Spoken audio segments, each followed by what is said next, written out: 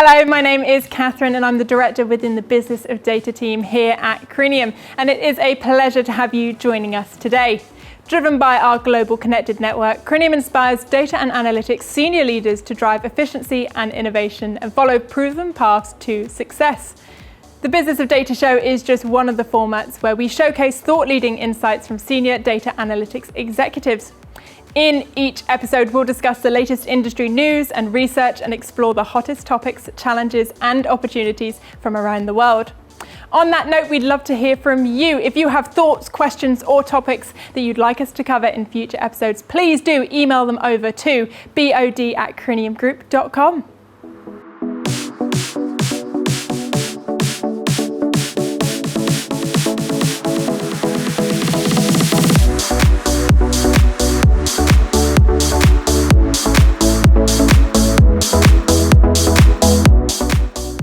In recent years, analytics has become a critical business function in many of the world's largest enterprises.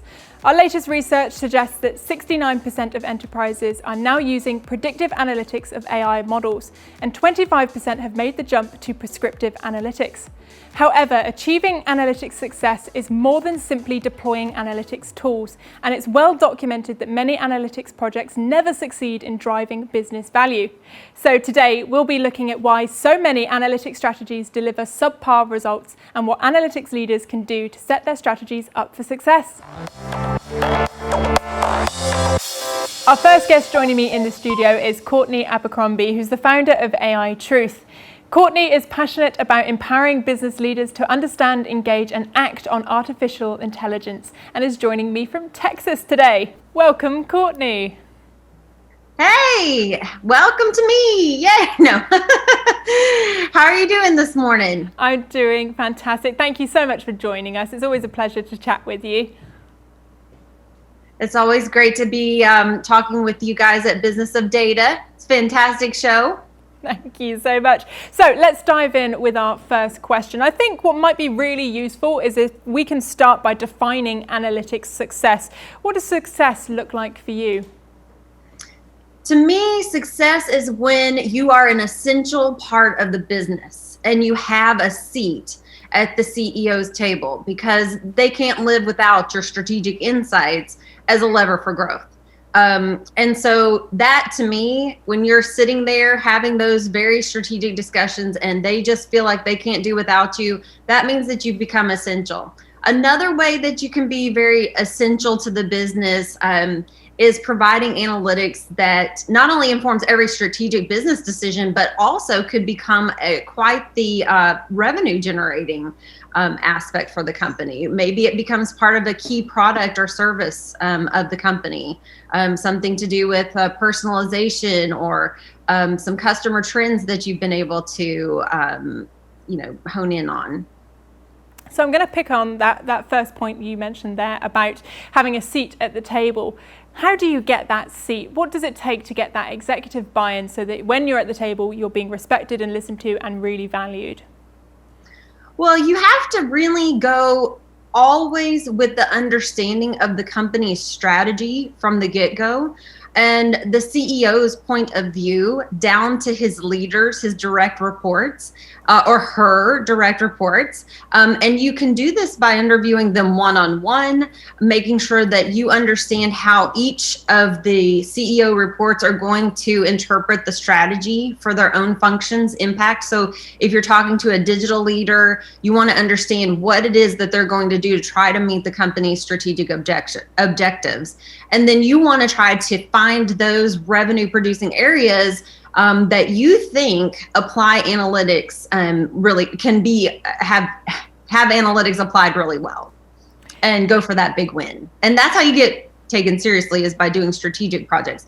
I think, and you're probably going to ask this next, but I think the challenge comes in that a lot of chief analytics officers or chief data scientists will take on the role, but then they become inundated with so many small projects. And those projects then can kind of almost become a bad word, because they're just little tiny not always the most meaningful in terms of strategic impact and things that the CEO isn't necessarily going to notice, but it will make you friends, but that's not always the best strategy for getting a seat at the table. So I want to dive deeper into that area in a moment, but actually I want to take a step backwards, because you mentioned there about the business strategy, and obviously we're talking about analytics. Now, I don't want to put words in your mouth, but do you believe that there shouldn't be kind of separate strategies? It should be one united business strategy, or do you think there is merit in having separate strategies for whatever you're trying to achieve? So in this case, analytics. Well, obviously you start with the business strategy. Always from the CEO level down, you want to know exactly what is it that is going to make a strategic difference for the company. And then from there, you build an analytics strategy that will help you achieve those tasks. So that's always the approach in my mind, is your strategic analytics strategy should be part of the overarching strategy for the company. Brilliant. So you started mentioning there some of the challenges that often companies and leaders end up dealing with due to the strategic aims there. So you mentioned about taking short projects or smaller ideas. So how do you combat that? How do you work through those mistakes that you touched upon? And are there any others that you'd like to talk us through? Well, so you'd have to first be picky. I hate to say it, because you're usually trying to win friends when you first get into the role. But if you're not picky, you won't become focused on the things that will actually allow you to stake your analytic organization's reputation on. You really need to always be thinking, what am I willing to take on that I'm willing to stake my entire analytics organization's reputation on? And if it's something that's small and doesn't accomplish a ton, maybe rethink that, unless you're in the very starter stages where you need to kind of get a few small wins under your belt. And certainly that is a strategy where you go in and you try to get those champions on your side. But you do need to make sure that at least if you are doing that, that the champions that you choose have a strategic level project going on. And then you can tackle smaller parts within that larger strategic initiative. I think that the other thing that I see that kind of gets in the way of some of the analytics success, I guess is what we're going to call it today, is a lot of analytics leaders believe the work will speak for itself. And I'm actually going to say that's not true because the work will never get noticed unless you're like an internal politician or a salesperson. You must always be working with people. You must educate and constantly communicate. You have to help them understand how data analytics and your team can work with them to achieve these very strategic milestones. You must think of yourselves constantly as an internal consultancy. If you've ever worked with consultants, good or bad, they're always communicating, they're always anticipating the next big thing, and they're always offering up a next level, a next thing. So you want to always be in touch and setting up stakeholder calls to show off your organization's work on key strategic initiatives. You want to create cadences on a regular basis with executives to give updates on those key milestones on a regular basis. And whatever you do, just don't disappear into a dark cave somewhere for, 8 weeks and then emerge later with something that has become irrelevant, because business changes at the speed of light, especially during, the time that we've all been in this pandemic world. Unfortunately, things have changed by the minute as new information has come out, as new vaccinations have come out. So that's what I would encourage. Absolutely. Now, Courtney, the reason I love talking to you is because you always give such actionable insights. So be picky and then brag and shout about what you're doing. Don't be shy in sharing those successes. And I think what's really interesting actually is the way that you've set up that kind of long-term strategy and then with that shorter-term goal. When you have contexts like the pandemic over the top of that, it means you can adapt to that quite quickly, in the sense of you can still have that overarching longer-term goal whilst you're dealing with the immediate demands, as you say so right, rightly, that the pandemic 2020, 2021, as we look forward, the speed in which we need to adapt and be resilient is just absolutely lightning. So being able to do that with your strategies is so crucial. So I completely agree with what you say there. So what advice do you give to clients who ask you how to set their analytics strategies up for success? What is kind of any further advice you could give to clients?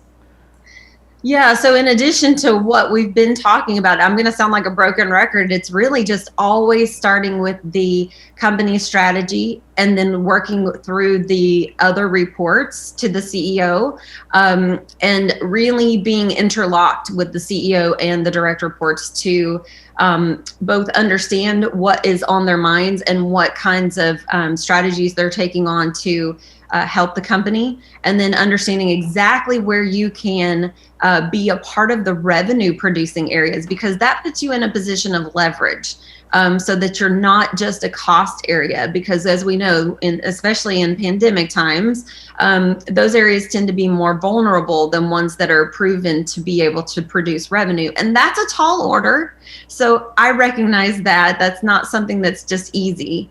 But the way that you can do that is, look for those areas that you can baseline and establish some KPIs, and do that. Make sure that you're doing that before you start so that you can begin showing immediate impact. The worst case scenario is that you're just exploring different things that, just for the fun of it. I hate to say, you can do that, but it's just not going to get you the same level of impact as being able to run a cadence with executives on a regular basis and say, okay, this week we achieved X, Y, Z. Next week, we're going to achieve this in support of this major strategic initiative. That really gives you just such a strong presence in the company that can't be ignored. The other thing I would say is form a bond with the departments that you interlock with. So if you're working with, for example, marketing, and you're trying to create a personalized experience engine with them, make sure that you're in constant contact and communications. Make them part of your team. Consider forming a hybrid pod, so to say, of your people and their people that can add their expertise, because that just makes everything so much stronger. But then the other thing, all the diversity of perspectives adding into these analytics revenue producing products are amazing. And then you get this great experience of having this bond with another group that's also very proud of the work that you've both done. And so that gives you yet another advocate within the company that says, look at this, look what we did together. This is an amazing thing. So I would say do that. And then the second thing would be, just if you're just starting out in a company, consider a procession of smaller projects. I said that, but make sure smaller projects that you can show an immediate impact, and make sure though that they're still part of the strategic umbrella that the company wants to achieve, but they're just smaller projects within the strategic umbrella. Don't just take on smaller projects just for the sake of smaller projects. And don't bite off too much. as tempting as that can be. Courtney, my real takeaway from this conversation is to understand and then communicate your purpose constantly, whether that be strategically to the board in meetings, and just really driving down into the purpose of what you're doing. And like I say, shouting that for everyone to hear and understand. As always, it's such a pleasure to have you join us, Courtney. Thank you so much. Thanks. It was great being here. Thanks for having me. I'll now be handing over to Craig Stewart to continue this brilliant conversation surrounding analytics strategies for success with another superb guest. Over to you, Craig. Thanks, Catherine. Always fascinating to hear from Courtney Abercrombie, one of our biggest supporters. Joining me here in Johannesburg to share his incredible insights into analytics strategy success is Yudhvir Seetharam, who's the head of analytics, insights, and research at FNB. Yudhvir is no stranger to the studio environment, being a regular commentator on the development of data analytics. His major focus is on using data analytics to manage and improve the customer lifecycle at the bank. Yudhvir, good to see you. Thank you so much for joining me in studio. How are you doing? Awesome. All good, all good. How are you? I'm very good, thank you. So let's maybe start off our conversation around really defining what is analytics success. It can mean different things to different people. What does it mean to you? So for me, it's trying to find that amazing balance, which is a bit easier said than done, of business collaborating with analytics and vice versa, to actually go and say you want to enhance customer experience, you want to enhance customer value, and you ultimately want to improve the profitability of that relationship for both parties involved. Okay. And I guess one of the key things there is it's about both parties being involved. It's about the analytics team coming up with or generating or creating great models that generate great insights, and then business to actually go and use those. Yes, exactly. How are you finding that sort of link, that sort of crossover of actually getting the insights into action? It varies per organization, and what I traditionally find is that, so we are from the more on the commercial business side of things. A lot of your smaller businesses and the corresponding people who look after them are more comfortable to innovate and be digital in that space. As you start going into large businesses, enterprises, corporate banking, the traditional approaches require a lot more time in order to get buy-in from your executives. So it varies across the value chain. Okay. And what are some of the common mistakes that you've seen, that you've experienced around developing a successful analytical strategy within the organization? Because I think that's where people get a little bit sort of stuck, or they love to hear that. Like, what are some of the mistakes? What should I watch out for? Yeah, I think key for me, number one, is putting the cart before the horse. To actually say that I hear about these fancy models that are being done, therefore I need to do it exactly in order to have any success. When in reality, you need to provide incremental success. Whether it comes in the form of reporting or a simple model before you start going into machine learning and AI and those, cutting edge algorithms, it's about going incrementally to say that if you are able to increase 1% at a time, those 1% add up till the end of the day, as opposed to saying I'm committing to this fancy new model that's going to solve world peace, trying to break it up into smaller intervals. So one is definitely step by step and starting off simple before going complex. The other one is ensuring that you have the buy-in, which is a much more cultural thing. Do executives, do the remaining staff, do they understand the value of data, which is not just a problem for them to read on, but also you as a data scientist to actually convey. So storytelling is not just telling stories with data. It has to also be the branding, the awareness, which comes from your analytical leadership to convey that culture change. And how do you get people involved in sort of co-creation around models and insights to get them really bought in? Because I think there is the tendency to keep things sort of isolated in the analytics team, the data science team. We know what we're doing, we're building the models, and as you talked about, things like machine learning, AI, that the rest of the business has heard of, certainly don't understand, and they're probably scared of it. How do you get them in? How do you build that bridge of co-creation? Let's do this together. Let's get some results. I see it on a micro scale, having your data science and analytics teams be as close to their business stakeholders as possible. So not talking organization and structure design, but actually being so close that they are part and parcel of their business stakeholder. So that's quite important. The second one for me is then saying, from a governance perspective, how do you involve your business stakeholders in signing off the so-called business rules? So are you comfortable as a salesperson that this particular variable means something in the life of your salesperson providing the product to your customer? So bringing them in from a governance perspective, and then on a day-to-day perspective, being so entrenched that they think you are part of their team. And going back to the question around data analytics or analytic strategy success, let's kind of take a few steps back in the life cycle. How much time do you spend as the head of analytics, insights and research with the people who look after data governance, data quality, data integration, data sourcing, etc.? Because the analytics doesn't work without the ingredients. There we go. Which is the data. So where do you kind of get involved from that point, and then obviously all the way through to the actual business side as well? So I must say, over the years and now being prompted more by legislation, we are forced to go and understand a lot of what came before us in the value chain. So it's important to actually say, I need to start thinking of myself as a stakeholder to then provide my requirements to those data engineering, data warehousing type teams. So it's become significantly more now, which is a little bit strange because it's like you hired me to build models and now you're asking me to go and create data requirements. Yeah. So it's a mindset change on data scientists as well to say that we can only do our job if we have the right data, to your point. Further, we should be able to provide requirements as to what data we want and how we want it. Yeah. So it forces us to not only provide downstream to our stakeholders,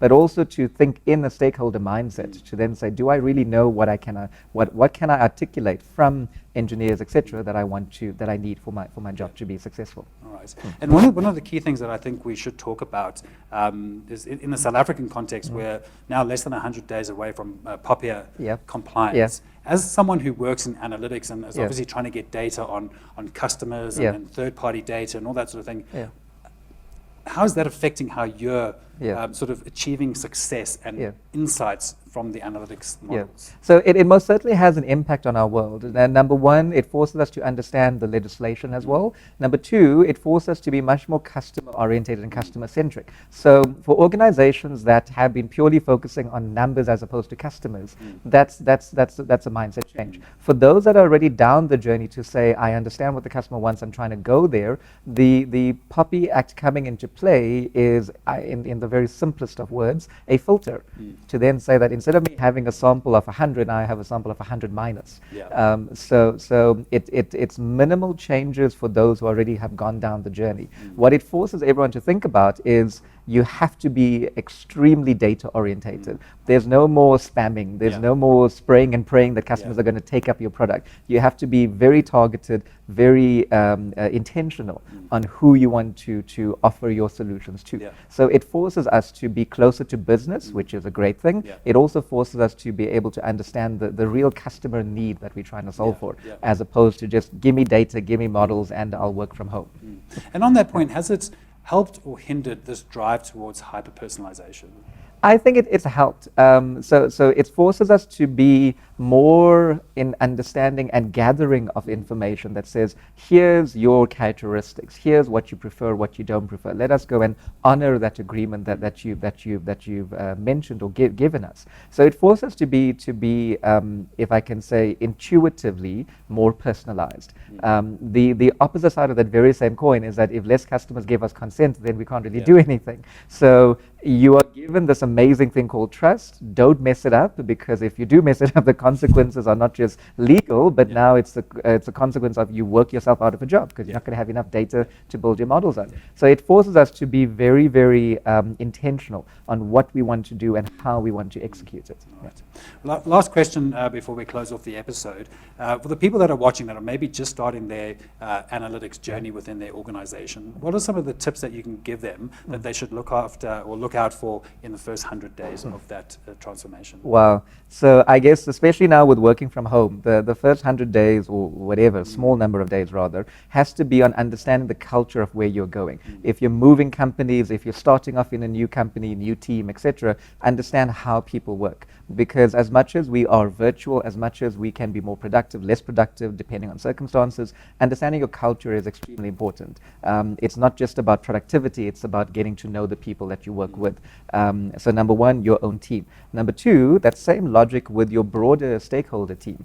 Brainstorming over virtual platforms is not as easy, and it takes a little bit more adjusting to get used to. So if you are a visual person and I prefer thinking before I speak, then a team platform that's done virtually is not going to help us. We need to be in a brainstorming session, like physically in a room talking about these type of ideas. So knowing how your stakeholders like to work, and then afterwards you get into the typical things like creating a strategy, delivering on the incremental wins that we talked about earlier, and thereafter just building on those successes. Perfect. Yudhvir, thank you so much for joining me in studio. It's been great to chat to you. Perfect. Thank you. All right, that's it from South Africa today. Now it's time for me to hand over to Kate Tappan in our Sydney studio. Kate, over to you. Thanks, Craig. Delighted to be here and to welcome our next guest speaker. Angela Kim, who is the Head of Analytics and AI at Teachers Health and Women in AI Education Ambassador and Global Head. Angela is an AI professional specialised in ethics, explainability, diversity and inclusion in AI, and recipient of Top 5 Analytics Leaders 2020 from the Institute of Analytics Professionals Australia, and also sits on the founding editorial board of Springer's new and timely AI and Ethics Journal. Thank you for joining us, Angela. Hi, Kate. Thank you so much for having me today. It's such a pleasure to be here to share about my data analytics journey with you. Fantastic to have you with us. Thank you so much.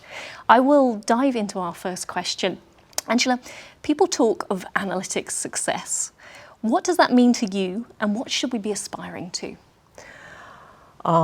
That's really practical, good question, because a lot of business organizations, they do realize, analytics is a key to really drive a successful business and really, provide, happy customer experience. The problem is there's a lot of buzzwords going around. People think analytics is some kind of magic wand, which is not true, because it is silver bullet. Exactly. Yeah. Yes. Okay. Because it is kind of magic wand in a sense that it can do what human cannot do, because the data and the tools enables really organization to use the data to achieve a lot of predictive attributes to use for the customer service and business profit, right? That's right. But customer success through data analytics project really depending on how you define the problems properly. Yeah. So to understand what's the business challenge, and make sure that you bring all the different teams within the organization, so that it's not just one team siloed to understand, to try to solve the problem by itself. It's really truly collaborative effort to bring really senior leaders top down, and there was middle managers and analysts from bottom up, and try to really understand what is the business problems and challenges the organization is facing at the moment, and how the data existing can help to drive it. Yeah. Because the data is, we call it, hidden nuggets. Because, if you can really, mine the data, and that's why it's called the data mining, right?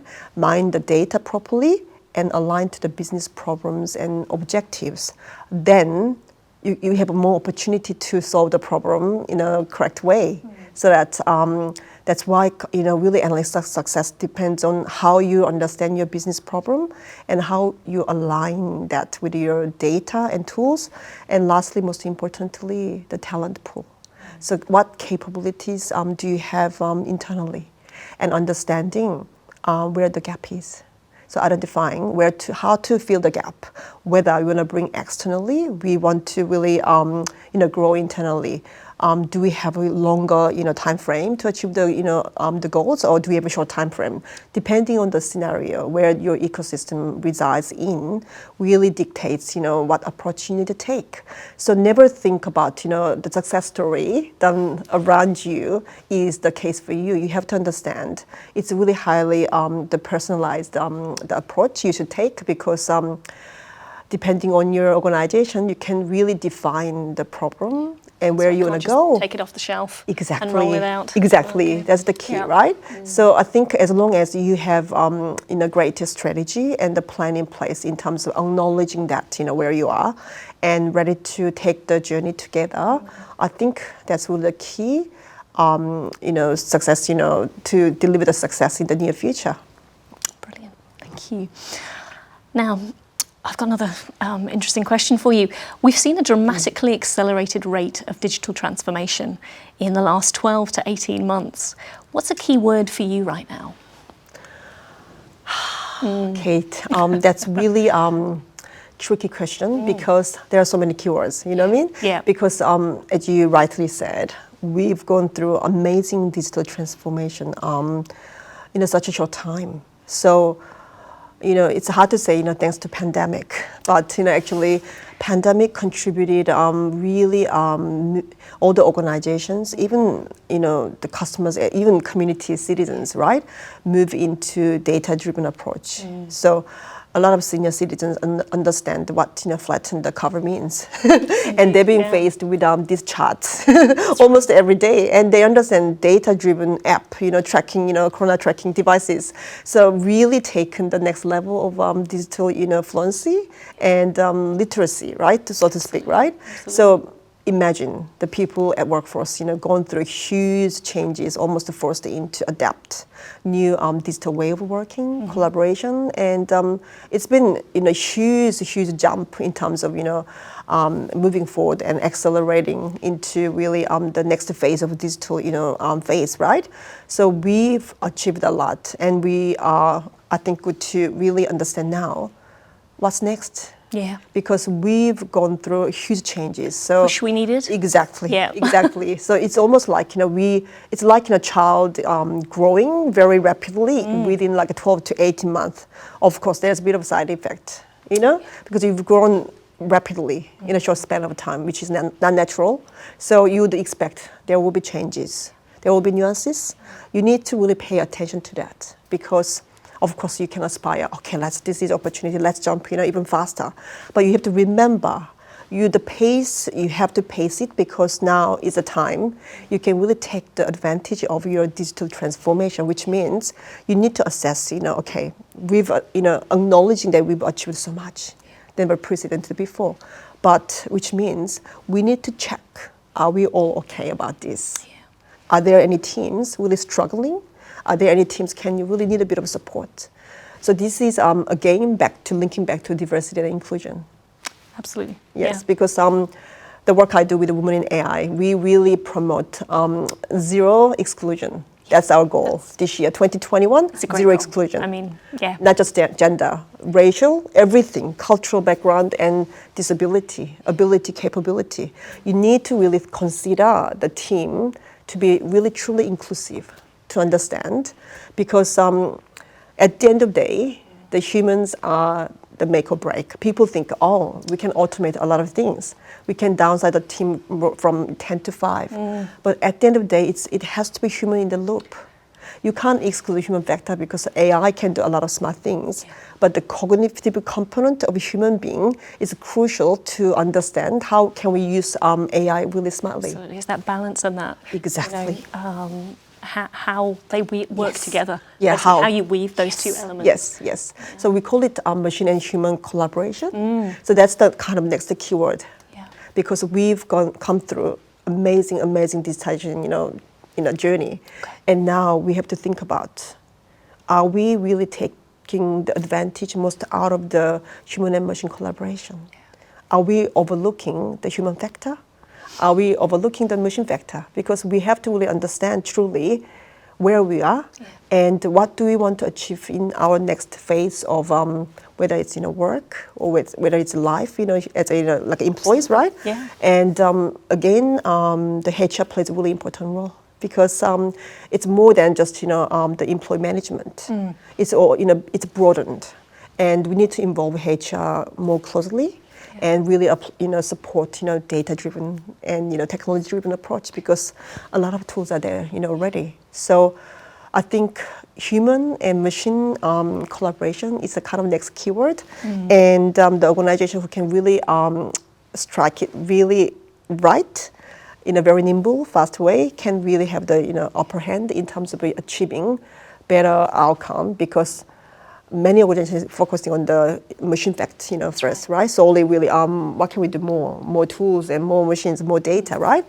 But the most important thing is we need to consider the human factor and how can we really, support and embedding a holistic view of analytics. Yes. Thank you so much for sharing that. I call it human-centered analytics. Yeah, that's wonderful. We've got time for just one more question. What's next? What excites you most about the future opportunities in data analytics? That's one of my favorite questions, because as you can see that I'm really passionate about how technology can help people, right? Yeah. So the next phase is we lightly touched on about diversity and inclusion, right, Kate? Diversity and inclusion is very, very important, and luckily through AI, it really surfaced the importance of it. Yeah. Because to build a really great, machine learning model, diversity and inclusion is very important, because you can see from, the driverless car, the mishap, and facial recognition, all these mishaps. It's all caused by because we never took interest or pay attention about how the humans, different diverse and inclusive data sets that to begin with can cause unexpected consequences. We never anticipated, because the team who created this machine learning model were not truly diverse and inclusive at all. And we assumed it was okay. Yeah, so it was okay at the time, but we've learned a mistake. And if you repeat the same mistake, then you're a fool. Absolutely. You need to be wise. Yeah. So the good news is globally, I can hear a lot of conversation happening, and people really acknowledging the crucial importance of diversity and inclusion in the machine learning and data analytics, because AI is a tool. Yeah. But as long as it is good in terms of data, the feed-in to create the model is not biased, then the model is not biased, because the team who's creating and working from the end to end, so we call it ethics by design, right? So are diverse, then the outcome will be very inclusive and diverse and inclusive, right? So that's really creates most positive optimal outcome that we can really serve the community and citizens with a product and service. And that's the end goal. Yeah. That's how you should use AI. AI is not for technology. AI is not for technologists. It's for the people who's going to take the benefit. For example, I've been hearing the technology giants, creating this particular AI-driven software to help autistic the children. So that's the goal we want to achieve, because AI for good. If we can provide the best childhood, they don't have to go through the difficulties, because AI can help it. Yeah. And the people who's the color-blinded people, if AI can help to really assist the children go through the normal childhood. Incredible applications. That is incredible. That is how we vision the AI and AI professional. As an AI professional myself, I'd love to see the future where the AI can really help more minority people and more people who's less fortunate in a less privileged area. Cool. And that's where we should go. And I'm looking forward to seeing the more future. In AI can really support the creative outcome. I'm sorry, we have to stop there. But, sorry. Angela, thank you so much. Thank you for sharing the good news. Clearly, we're getting momentum behind the right initiatives, and that the way of thinking with the holistic view around success that you've shared with us today. We really appreciate that. So thank you so much for joining us. Thank you so much, Kate. It's been such a pleasure to be here today. Thank you. Fantastic. Thank you. And I'll hand back to you, Catherine, in our UK studio to wrap up this episode. Thank you for joining us, and back to you, Catherine. Brilliant, there we go. What an excellent episode. Thank you again to our thought leaders for their wonderful contributions. Next time, we'll be talking all about the cloud, just as we have done this time. We'll be joined by expert thought leaders to help us deep dive into the challenges and opportunities. Be sure to subscribe to the Business of Data YouTube channel, follow our page on LinkedIn, and visit our content platform for more great content, insights, and connections. Stay safe, stay well, and we'll see you next time.